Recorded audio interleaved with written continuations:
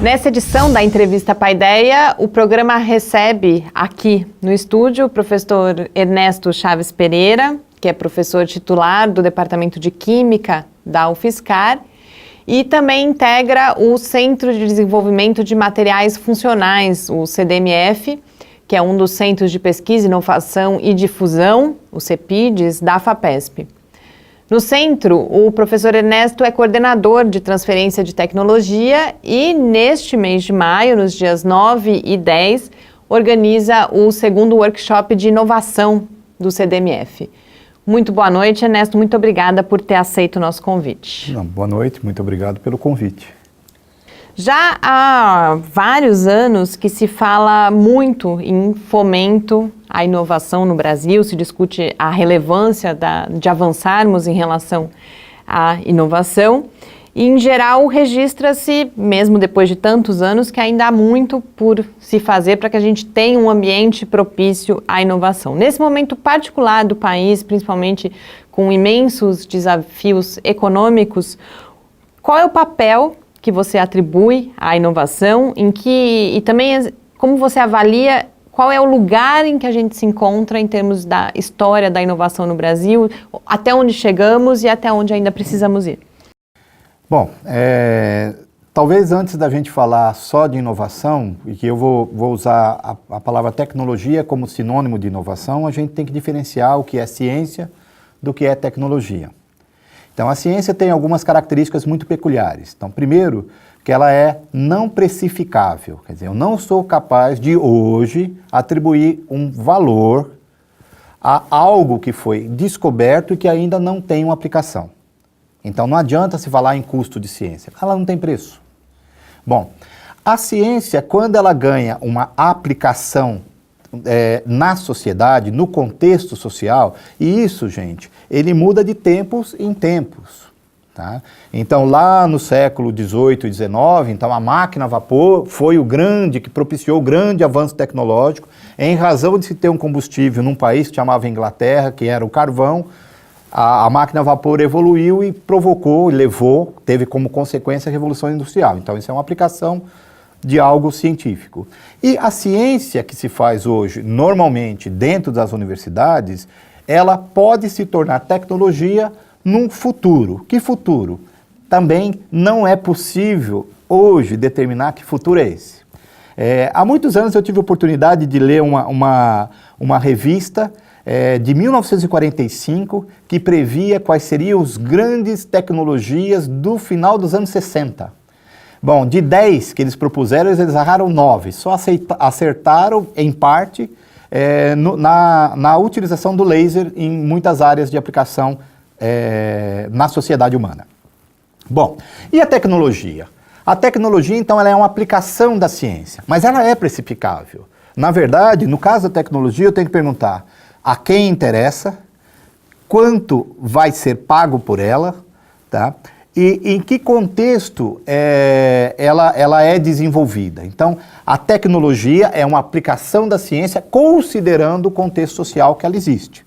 Como exemplo disso, hoje se fala muito em sustentabilidade, o que provoca toda uma mudança na forma como se desenvolve novos dispositivos tecnológicos. É a mudança de combustível, é a eficiência, é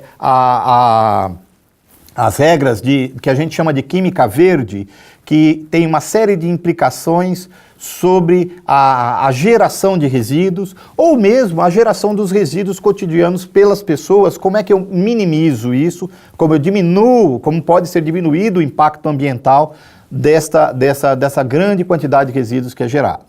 Bom, dito isso, em que momento que a gente está no Brasil? Eu acho que eu tenho que voltar a um ponto. Então, para ter tecnologia, eu tenho que ter ciência. Eu tenho que ter ciência. Mais que ter ciência, eu tenho que ter um número de cientistas suficientemente grande, de tal forma que alguns possam se dedicar à ciência e outros, por desejo, porque essa é uma característica de quem faz ciência, faz o que gosta, por desejo, queiram se dedicar à tecnologia. Então, na minha opinião, esse é o nó do Brasil. Nós não temos cientistas em número suficiente. Tá? Há alguns anos atrás, quando se implementou um projeto de expansão das universidades, foi que a comunidade científica brasileira se deu conta disso. Não existiam doutores suficientes para assumir as novas vagas criadas dentro das universidades federais criadas e dos institutos de pesquisa, dos institutos federais de educação superior, que também têm por desejo ter professores altamente qualificados com o título de doutorado nos seus quadros. Não existe cientista suficiente no Brasil para que a gente tenha aquilo que se chama de massa crítica, que tenha muitas empresas de tecnologia, empresas de base tecnológica que usam essa aplicação da ciência em tecnologia sendo fundadas ao mesmo tempo. Uma coisa que você falou, Ernesto, que é muito interessante, é que justamente sem ciência não há tecnologia. E muitas vezes a gente vislumbra, né, certas tecnologias, né, como você deu o exemplo lá dos anos 40, pensando o que seria viável nos anos 60, e surgem novas coisas, né? Eu lembro muito de você comentar uma vez comigo a respeito de que o próximo material que a gente vai usar daqui a 5 anos que possa gerar uma nova tecnologia, a gente nem tem ideia do que seja esse material, dada a velocidade que o conhecimento se modifica, dada as propriedades que eles ocorrem, né? Então, talvez um exemplo interessante, os polímeros condutores descobertos lá no final dos anos 70, começo dos anos 80, e hoje eles estão presentes nos celulares, em todas as coisas, não se imaginava até onde chegava, né? Não, isso é verdade. Na verdade, é uma característica da ciência. A ciência, na minha opinião, ela avança por causa das boas perguntas que nós somos capazes de fazer e não por causa das respostas limitadas que naquele momento a gente é capaz de responder. O que isso quer dizer? Quer dizer que, na medida que eu tenho um equipamento mais preciso, a resposta que eu dou para uma determinada pergunta, ela pode mudar. Mas a pergunta, ela pode permanecer porque a compreensão de qualquer funcionamento da natureza, ele é muito complexo para o nível de conhecimento que nós temos mesmo nos dias de hoje. Então, isso é uma coisa que é importante se dizer, gente. Na minha opinião, ainda tem muito mais a ser percorrido em termos de avanço científico do que o que já foi percorrido. Como exemplo disso, um exemplo importante, por exemplo, o sequenciamento do DNA humano que foi feito no final da década de 90, com um esforço imenso de um grande número de cientistas, e que, é verdade, se sequenciou, mas cerca de 90% do código genético ainda não se sabe para que serve. Então a gente só sabe os 10%. Mais importante que isso, ou tão importante quanto isso, não sabe como que essas coisas se relacionam, aquilo que eu já sei com aquilo que eu não sei. Então, pensando, por exemplo, como essa coisa do código genético, eu só entendi 10% de um assunto que é o básico para a existência da gente. É o que nós somos, é determinado pelo código genético, e ainda assim 10% que a gente sabe como funciona, tá? Então, esses aspectos são muito relevantes quando a gente fala de ciência e tecnologia.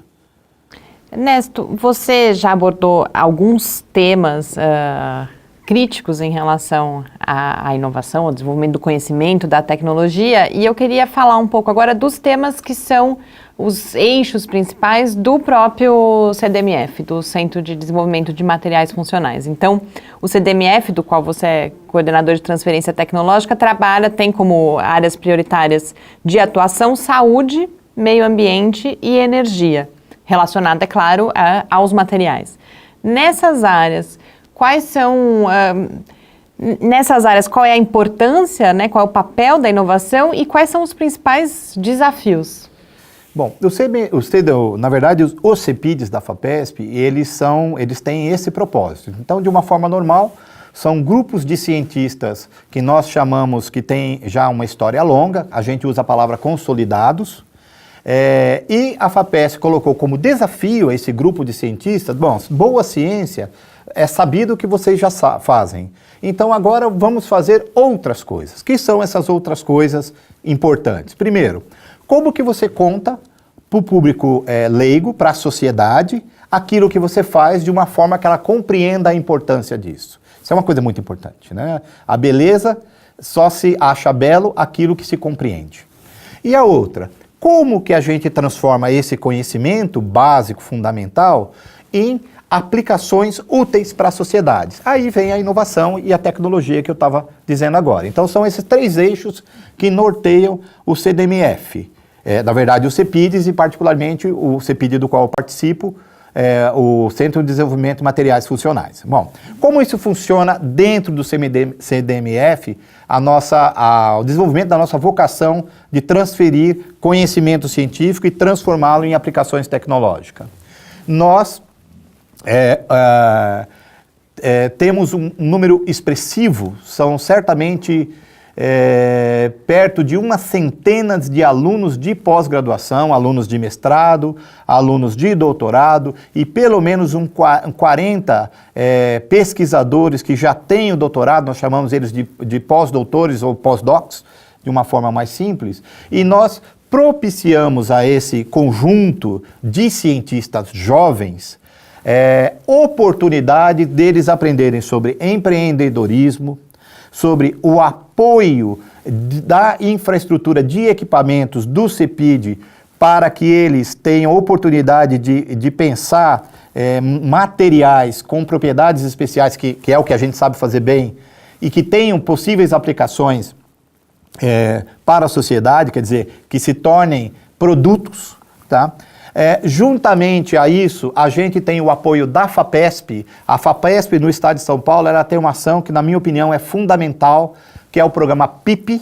Na verdade, são 2 programas, o PIP, que é para a fundação e desenvolvimento de uma ideia até a colocação dessa ideia como produto no mercado, e para empresas de maior porte, que é o programa PIT. Falando só do PIP, o que o PIP faz? Ele dá oportunidade aos nossos ex-alunos agora, aos doutores que nós formamos, que têm algumas características importantes que faz parte do processo da formação do cientista e do título de doutor. A capacidade de resolver problemas, a consciência de que sabe pouco, mas que tem a capacidade de aprender para resolver os problemas. E isso faz parte da formação do cientista. E a gente agrega isso, como que eu transformo uma ideia em algo que seja aplicável para um determinado segmento da sociedade. Que tipo de segmento majoritariamente nos interessam? Aqueles que servem para minimizar o impacto da sociedade humana sobre o meio ambiente, aquele que serve para transformar a vida das pessoas em uma vida mais saudável, seja pelo desenvolvimento de sensores, seja desenvolvimento de nanopartículas que tenham a capacidade de ser transportadores de drogas específicas, e, finalmente, considerando que uma parte importante do impacto deletério da sociedade humana sobre o meio ambiente é a utilização de combustíveis fósseis, como que a gente pode desenvolver novos materiais que envolvam tecnologias de transformação de energia que sejam menos impactantes para o meio ambiente, né? Eu sempre costumo brincar que é fácil. Olhe o que como a natureza faz e siga o caminho. Então, no caso da energia, na minha opinião, é energia solar. Tá? Então, de novo, a quantidade de energia que o Sol irradia sobre a Terra, não é no universo inteiro, sobre a Terra, em um único dia, sustenta toda a necessidade de energia da sociedade humana, de 7 bilhões de seres humanos, por 18 meses. Então, o segredo, a dificuldade hoje, e eu não preciso nem estocar durante muito tempo, porque 12 horas depois eu tenho sol de novo, mas é fazer essa conversão de forma eficiente, especificamente no caso da energia. Isso, você falou exatamente esse tema, Ernesto. Eu lembrei do famoso livro do Freeman Dyson, O Sol, o Genoma e a Internet, que justamente caminha nessa direção, de você, a partir desses conhecimentos fundamentais, das transformações da energia solar, a compreensão do genoma humano e do genoma de todos os seres vivos, e a possibilidade de disseminar essa informação seria a grande revolução do século XXI.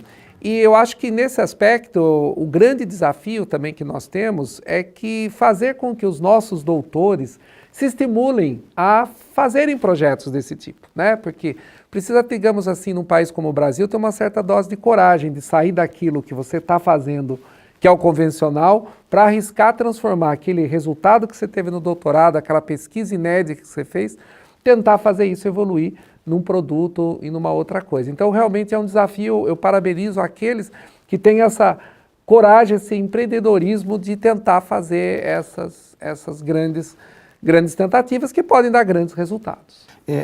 Só gostaria de observar, Dilson, que na minha opinião, a gente não tem esses doutores com essa vocação simplesmente porque nós não temos doutores suficientes. Eu volto nesse ponto que a gente não tem massa crítica do número de doutores suficiente para que você tenha esse processo de fundação de empresas, do qual faz parte também empresas que não dão certo e fecham, mas fica a experiência, tá? Se tornando corriqueiro e comum. Tá? Na minha opinião, o grande problema que nós temos neste momento é um número insuficiente de doutores. Talvez sobre isso valesse a pena falar que para algumas áreas da ciência, fazer pós-graduação é um investimento na formação. Em outras palavras, o mercado inicialmente te paga muito mal, que vale a pena que eu continue investindo na minha formação num nível de pós-graduação. Para outras áreas que envolvem engenharia, que envolvem muitas áreas de saúde, que envolve mesmo a área de tecnologia da informação, fazer pós-graduação com os valores que são pagos hoje nas bolsas implica em receber menos de 1/5 que o mercado paga para alguém que está iniciando. Resultado, ninguém fica para a formação em nível de pós-graduação. Ninguém fica, é o modo de dizer, um número muito pequeno de profissionais deseja continuar a formação porque o mercado oferece, inicialmente, pelo menos um salário muito maior. Para quem começou a nos acompanhar agora, a gente conversa com o professor Ernesto Chaves Pereira, que é professor titular do Departamento de Química aqui da UFSCar e coordenador de transferência tecnológica do Centro de Desenvolvimento de Materiais Funcionais, o CDMF.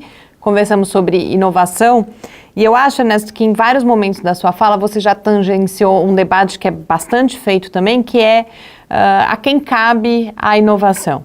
Então, inclusive no workshop, a organização da discussão acontece também, né, discutindo a pesquisa acadêmica, a pesquisa empresarial, falamos dos doutores, onde devem estar esses doutores, onde no Brasil se pratica e onde se deveria praticar a inovação, mas mais do que isso, a gente vislumbra 3 atores principais, então a própria academia, a pesquisa, portanto, acadêmica, o setor empresarial e também o governo, os lugares onde as políticas públicas são formuladas. Qual o papel que você entende que devem ter esses diferentes atores? Justo. Então, acho que o que você falou é fundamental. São papéis diferentes.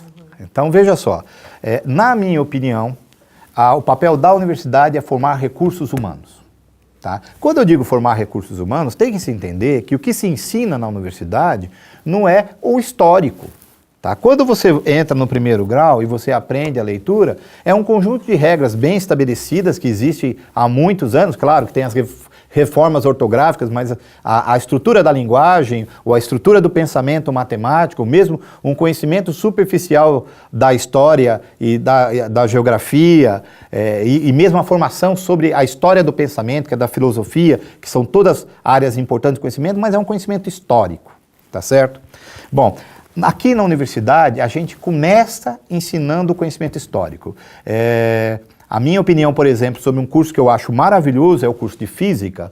Ao final de 4 anos no curso de Física, o que o bacharel em Física sabe é que ele é capaz de aprender qualquer coisa nova, porque toda a estrutura do funcionamento com um formalismo adequado do funcionamento da natureza, ele aprendeu.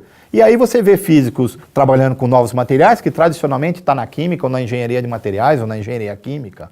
Você vê físicos trabalhando com bioquímica, que em princípio é muito mais distante, muito mais próximo dos biólogos do que dos físicos. Você vê físicos trabalhando no mercado financeiro, por que não? Porque conhece o formalismo matemático e tem uma aplicação geral, tá? Então, o papel da universidade é formar recursos humanos. Por que, então, eu preciso fazer pesquisa na universidade? Porque, ainda assim, é como eu disse, ao final da graduação, o aluno está pronto para a tomada de decisão, mas com conhecimento histórico. O conhecimento de ponta, ele toma contato na pós-graduação. que é onde ele pega desafios que ainda não foram devidamente acabados, que não foram devidamente ou profundamente estudados. Daí faz parte, na formação do recurso humano de alta qualidade, que a própria universidade desenvolva novos conhecimentos que suportam a formação desses alunos e, que permita dizer-lhes, faz a felicidade de quem gosta de trabalhar com ciência. Então, nós gostamos muito do que fazemos, tá? Bom, ao final do doutorado, você tem uma pessoa, um profissional que tem todo o conhecimento histórico, que aprendeu a resolver problemas que ainda não foram profundamente estudados e que está pronto para iniciar a sua vida de tomada de decisões. Aí, nesse momento é que ele pode tomar as duas decisões, ou permanece no mundo acadêmico, ou funda uma empresa com todo o conhecimento e a capacidade dele tem de resolver problemas que não estão profundamente discutidos. Bom, então, na minha opinião, esse é o papel da universidade. Qual é o papel do governo que no estado de São Paulo a FAPESP tem feito, na minha opinião, de uma forma bem feita, tá? Ela fomenta, facilita a transformação da ideia, ela financia a transformação. Veja, é importante que se diga, financia a fundo perdido. Ela financia sem que depois esse dinheiro tenha que ser reposto. Aspas bem grande, já me disse um diretor da FAPESP que o pagamento da FAPESP é quando a empresa floresce, cresce e gera renda e emprego. Tá? É isso que eles querem. Então, eles facilitam, financiam a proposição do conceito, que é a fase 1, a construção do protótipo, que é a fase 2 do projeto PIP, são fases diferentes, 9 meses, 2 anos, e depois fase 3, colocação do produto no mercado. Então, o poder público está tendo esse papel, ao menos no estado de São Paulo, tá, de uma forma, na minha opinião, bastante bem feita, para permitir que esse profissional com capacidade de decisão, com conhecimento histórico, com capacidade de aprender a resolver problemas, possa se colocar agora no mercado, seja fundando a sua própria empresa, ou indo trabalhar num centro de pesquisa de uma empresa de grande porte, que tem pesquisa, tá? Que tem, lá se chama pesquisa e desenvolvimento de novos produtos, o poder público está fazendo esse papel. Eu volto ao meu ponto, que o problema hoje aqui ainda é massa crítica, né? Nós não temos problema suficiente. Então, no Brasil, quando você tem um problema de emprego, nós estamos falando de uma forma normal, de emprego de baixa escolaridade, de pessoas que têm pouca formação. Lá na Coreia, quando tem um problema de emprego, eles estão falando de desemprego de doutores que estavam no centro de pesquisa dos grandes conglomerados industriais que lá existem e que agora está passando por um momento difícil. O que nós precisamos é disso, né? É ter tanta gente que você não tem mais esse problema de número de nucleação de novas empresas. O número que a gente vê muito aqui marcante no Brasil é os poucos números de doutores em empresas comparados do quando a gente vê nos países como os Estados Unidos, né? Nos Estados Unidos, 70% de todos os doutores formados estão trabalhando nas empresas, e no Brasil nós temos uma inversão grande. A maioria dos doutores ainda estão nas universidades, porque vai exatamente nessa direção. Falta doutores. Falta doutores e também falta as empresas colocarem isso como um desafio, elas também terem esses doutores. Infelizmente o nosso tempo acabou, mas a gente vai ter a oportunidade de continuar conversando sobre isso. Inclusive no segundo workshop de inovação que o CDMF realiza nos dias 9 e 10 de maio. Para quem se interessar, vai ser aqui no Campus São Carlos, da UFSCar, no que a gente chama de edifício, o prédio da Petrobras, que é um grande prédio de pesquisa aqui na área norte do campus. Quem quiser saber mais informações pode entrar no site do Lab também, e do CDMF, que a gente vai divulgar o evento. O site já está nos links do CDMF e do Lab. Ótimo. Muito obrigada, Ernesto. A gente espera continuar contando com a sua parceria aqui no Paideia. E o Paideia de hoje, portanto, fica por aqui. A gente volta na próxima terça-feira, às 6 horas da tarde, aqui na Rádio UFSCar e também agora em vídeo no Facebook do Lab e no canal do YouTube. Muito boa noite para todo mundo. Boa noite, Mariana. Boa noite, Ernesto. E esperamos nos encontrar numa próxima oportunidade aqui no Paideia. Boa noite. Muito obrigado pela oportunidade.